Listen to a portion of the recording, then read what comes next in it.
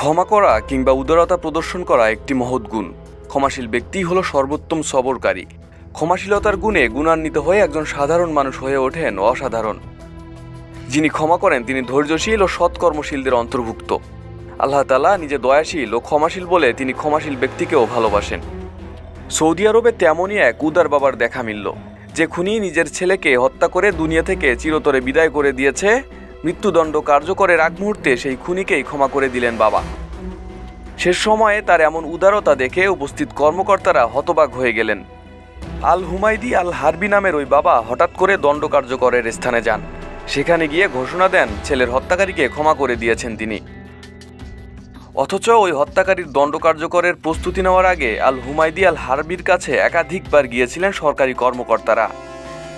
কিন্তু ওই সময় তিনি ছেলের হত্যাকারীকে ক্ষমা করতে চাননি, কিন্তু পরে নিজের সিদ্ধান্ত পরিবর্তন করেন। নিজ ছেলের হত্যাকারীকে ক্ষমা করার একমাত্র অধিকারী ব্যক্তি ছিলেন ওই বাবা।